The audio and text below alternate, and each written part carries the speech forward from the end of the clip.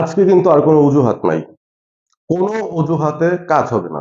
আমরা যে শার্ট দিয়ে মাছ ঢাকার চেষ্টা করি, সেইটা করেও কোনো কাজ হবে না। এখন তানজিম সাকিবের ব্যাটিংটা নিয়ে অনেকে বলছেন যে তিনি নাকি তাকে একটু গ্রুম করে তাকে আমরা একজন বোলিং অলরাউন্ডার হিসেবে বাংলাদেশ যেই পেস বোলিং অলরাউন্ডারটা খুঁজছে সেই বোলিং অলরাউন্ডার হিসেবে আমরা তাকে নিয়ে ফেলতে পারি বা কনসিডার করতে আপনারা রিশাদের উপর প্লিজ আস্থাটা হারাবেন না। রিশাদ হোসেন একটা ডিফারেন্ট টাইপ অফ বোলার, একজন লেগ স্পিনার।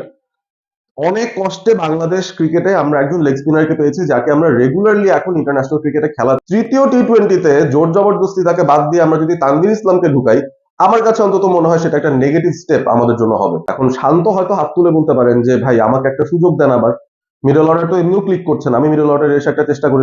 বাংলাদেশের one of the most prominent cricket analyst Saeed Abid Hossain Sami, তার একটা ভিডিও দেখছিলাম গতকালই, সে ভিডিওটা এসেছিল এবং তিনি কিন্তু সেখানে বলেইছেন যে আহ, হৃদয়ের আসলে কি দরকার।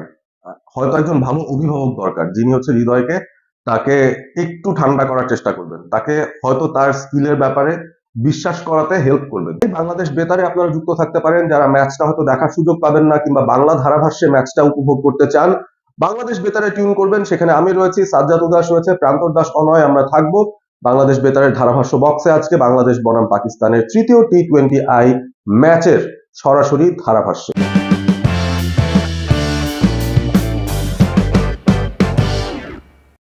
আজকে কিন্তু আর কোনো অজুহাত নাই। কোনো অজুহাতে কাজ হবে না।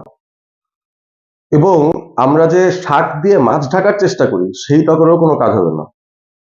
তানজিম সাকিব 50 করেছেন অ্যাজ এ নাম্বার 9।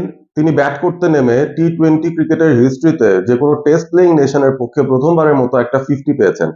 এইগুলো দিয়ে আসলে নিজেদের একেবারেই খুশিতে আটখানা হয়ে গেলে হবে না। আজকে কিন্তু কোনো ধরনের অজুহাত কাজে দেবে না। অ্যাসিড টেস্ট বাংলাদেশের জন্য, লিটন কুমার দাসের জন্য, বাংলাদেশের ব্যাটিং অর্ডারের জন্য, বাংলাদেশের বোলার ফিল্ডারদের জন্য। এখনো পর্যন্ত এই টি-20 সিরিজটায় ইউএইর সঙ্গে বাংলাদেশ যা ভুল করেছে সেগুলোর কিন্তু শোধরানোর কোনো লক্ষণ আমরা দেখি নাই।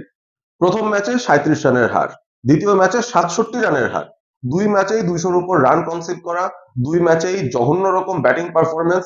সবকিছু মিলিয়ে বাংলাদেশের অন্তত মাঠের পারফরমেন্সের ক্রিকেটটা একটা টালমাটাল অবস্থায়। নাটক কিন্তু কম হচ্ছে না, নাটক বিসিবির ভিতরেও হচ্ছে। এই মুহূর্তে আমরা আমিনুল ইসলাম বুলবুলকে পেয়ে গিয়েছে আমাদের নতুন বিসিবি প্রেসিডেন্ট হিসেবে, বিসিবি বস হিসেবে। আর এই ভেতরের যে ব্যাপারগুলো চলছে, তিনি আসলে বলছেন তিনি একটা টি-20 ইনিংস খেলবেন। টি-20 ইনিংস তিনি ভালো করে খেলুক, এটা আমি আশা করি। আমরা বাংলাদেশের ক্রিকেট ফ্যান্সরা আমরা সবাই আশা করি। তবে টি-20 মাঠের ক্রিকেটটা বাংলাদেশ আজকে কেমন খেলবে সেটা নিয়েই আজকে বিস্তারিত আলোচনা করতে চাই। প্রথম কথা হচ্ছে কোনো অজুহাত কাজে দেবে না। অবভিয়াসলি লিটন কুমার দাস যখন প্রথম ম্যাচ হারার পর বলেছেন আমরা ব্যাটিং বোলিং ফিল্ডিং 3 ডিপার্টমেন্টেই খারাপ করেছি, এই কারণে হেরেছি, দ্বিতীয় ম্যাচে কিন্তু সেটা শোধরানোর কোনো আমরা রিয়াকশন দেখতেই পাইনি প্লেয়ারদের কাছ থেকে।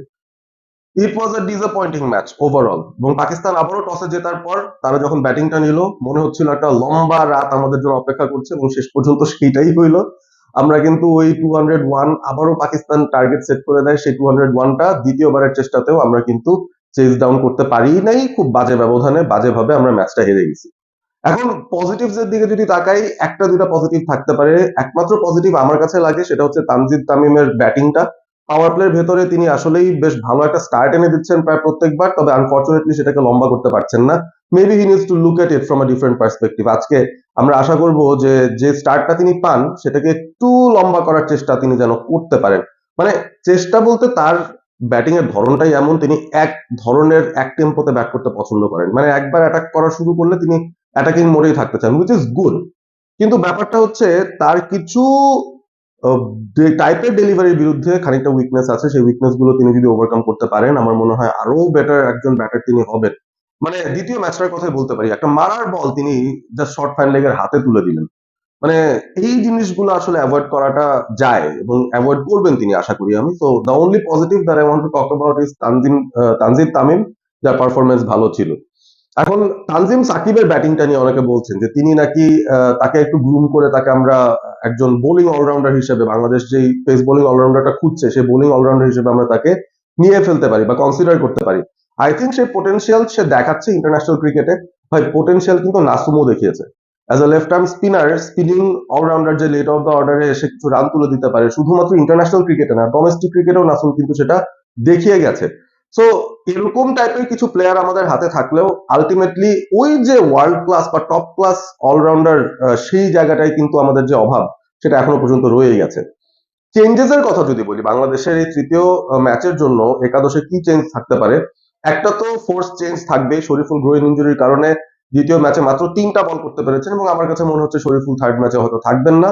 তার জায়গায় দ্য অনলি আদার অপশন বাংলাদেশের পেস বোলারদের মধ্যে খালেদ আহমেদ, যাকে নিয়ে যাওয়া হয়েছে সেখানে। খালেদ হয়তো সুযোগটা পাবেন, এই চান্সটা খালেদের ভালো মতো নেওয়া উচিত আমার মনে হয়। আমরা খালেদকে শুরু থেকে দেখবো যে তিনি আসলে নতুন বলে কেমন পারফর্ম করেন। আমার মনে হয় নতুন বলটা তার হাতে তুলে দেওয়া হবে এবং ডেথ ওভার্সেও তাকে নিয়ে আসা হলে তিনি আসলে কিভাবে অ্যাডজাস্ট করেন এই ধরনের প্লাসিড উইকেটে, সেটাও দেখার জন্য একটা ইন্টারেস্টিং ব্যাপার হবে। আর আরেকটা ব্যাপার বাংলাদেশের সমর্থকদের উদ্দেশ্যে আমি আসলে বলতেই চাই, আপনারা রিশাদের উপর প্লিজ আস্থাটা হারাবেন না। রিশাদ হোসেন একটা ডিফারেন্ট টাইপ অফ বোলার, একজন লেগ স্পিনার। অনেক কষ্টে বাংলাদেশ ক্রিকেটে আমরা একজন লেগ স্পিনারকে পেয়েছি যাকে আমরা রেগুলারলি এখন ইন্টারন্যাশনাল ক্রিকেটে খেলাচ্ছি। তিনি ফ্র্যাঞ্চাইজি লেভেল ক্রিকেটে সুযোগ পাচ্ছেন, সেখানে পারফর্ম করছেন। জানি খুব অযাচিত একটা রেকর্ড তার রয়ে গেছে, পাকিস্তানের বিরুদ্ধে যে প্রথম দুটা টি-20 হয়েছে সেখানে 2 ম্যাচেই তিনি 50-র উপর রান খরচ করেছেন 4 ওভার বল করে। বাট এখনই ধৈর্য হারা হলে হবে না। রিশাদ আমাদের জন্য একটা অ্যাসেট, সেই অ্যাসেটটাকে আমাদের ব্যবহার করা উচিত। তার কনফিডেন্সটা আমরা যেন নষ্ট না করি। তৃতীয় টি-20তে জোর জবরদস্তি তাকে বাদ দিয়ে আমরা যদি তানভীর ইসলামকে ঢুকাই, আমার কাছে অন্তত মনে হয় সেটা একটা নেগেটিভ স্টেপ আমাদের জন্য হবে। কারণ রিশাদ হোসেনের পোটেনশিয়াল তিনি আগেও যেহেতু দেখিয়েছেন এবং স্পেশাল টাইপের একজন বোলার, তিনি একটা ডিফারেন্ট ফ্যাক্টর। তিনি যেদিন তার ভালো যাবে, আমার কাছে মনে হয় বাংলাদেশের এক্স ফ্যাক্টর তিনিই হতে পারেন, যেটা আবরার হচ্ছেন বারবার সেই পাকিস্তানের হয়ে। প্রথম ম্যাচে কিন্তু আবরারও মার খেয়েছেন, দ্বিতীয় ম্যাচে এসে তিনি খুব ভালো একটা বোলিং পারফরমেন্স দিয়েছেন, তার ওই দিনটা ভালো গেছে। তো রিশাদের একটা ভালো 4 ওভারের স্পেল, যেদিন তিনি আসলে অন স্পট বল করতে পারছেন, তার ভ্যারিয়েশন গুলো ঠিক মতো এক্সিকিউট করতে পারছেন, সেই দিনে কিন্তু তিনি একজন খুবই খুবই ইম্পর্টেন্ট এক্স ফ্যাক্টর হতে পারেন বাংলাদেশের জন্য। সুতরাং প্লিজ রিশাদের উপর যেন আপনারা আস্থা না হারান। একটা লেগ স্পিনারকে আমরা সবসময় দলে রেখে তাকে আসলে প্রমাণ করার সুযোগ দিয়ে তাকে বারবার খেলিয়ে তার এক্সপিরিয়েন্সটা বাড়ানো প্রয়োজন। এবং রিশাদকে আমার কাছে মনে হয় যে প্রথম দুটো ম্যাচের ভিত্তিতে থার্ড ম্যাচে ড্রপ করাটা আমার কাছে মনে হয় আনফেয়ার একটা ডিসিশন হবে। কারণ তিনি একজন স্পেশাল বোলার, তাকে আসলে সেই স্পেশাল ট্রিটমেন্টটা দিতে হবে বাংলাদেশ ক্রিকেট বোর্ডকে, তারা যদি সুদূর প্রসারী একটা চিন্তায় যেতে চায়। এখন টিম ম্যানেজমেন্টের বিষয়ে যদি বলি, ডেফিনেটলি একটা চেঞ্জ তো আমি বলেছি, খালেদ আহমেদ। ব্যাটিং অর্ডারে তো কোনো চেঞ্জের স্কোপ আমি দেখি না। এখন শান্ত হয়তো হাত তুলে বলতে পারেন যে ভাই আমাকে একটা সুযোগ দেন আবার। মিডল অর্ডার তো এমনিও ক্লিক করছেন, আমি মিডল অর্ডারে এসে একটা চেষ্টা করে দেখি। লিটন যেহেতু ক্যাপ্টেন, তিনি তো খেলবেনই, অফ ফর্মে একজন ক্রিকেটার। একটা ম্যাচে ভালো করেছেন, খালি ফার্স্ট ম্যাচটা 48 রানের নক, বাট আবারও কিন্তু ঘুরে ফিরে দ্বিতীয় ম্যাচে তার আসল চিত্র আমরা দেখলাম, মাথা গরম করে ফেলেছেন। ক্যাপ্টেন হিসেবে মাথা গরম করা খুবই খুবই ভয়ানক একটা ব্যাপার। তাওহিদ হৃদয় তো আমার কাছে মনে হয় যে তিনি স্কিল প্র্যাকটিসের চেয়ে বড় ব্যাপারটা হচ্ছে তার একটা মেন্টাল স্ট্যাবিলিটি প্রয়োজন। তার সঙ্গে আসলে ওই সাইকোলজিক্যাল যে বিষয়গুলো আছে, যে ব্যারিয়ার গুলো আছে, সেগুলো আসলে পাশ কাটানোর একটা প্রয়োজনীয়তা আছে। বাংলাদেশের one of the most prominent cricket analyst Saeed Abid Hossain Sami, তার একটা ভিডিও দেখছিলাম, গতকালই সেই ভিডিওটা এসেছিল এবং তিনি কিন্তু সেখানে বলেইছেন যে আহ, হৃদয়ের আসলে কি দরকার।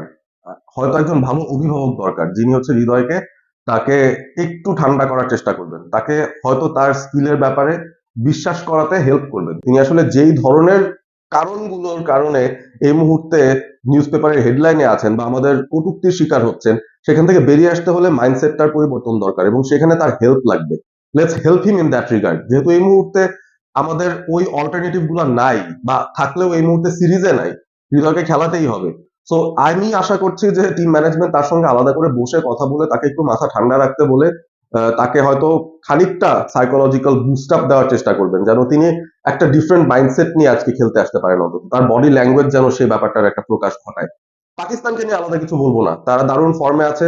পিএসএল খেলা যে প্লেয়ার গুলো ভালো পারফর্ম করেছেন তারাই এখন আবার ইন্টারন্যাশনাল ক্রিকেটে ভালো পারফর্ম করে যাচ্ছেন। উইকেটটাও তাদের পরিচিত, বিগ হিটিং অ্যাবিলিটি তাদের ডেফিনেটলি বাংলাদেশের থেকে বেটার। তো সবকিছু মিলিয়ে তারাও এই ম্যাচে ফেভারিট থাকবে, তারা হোয়াইট ওয়াশ করতে চাবে বাংলাদেশকে।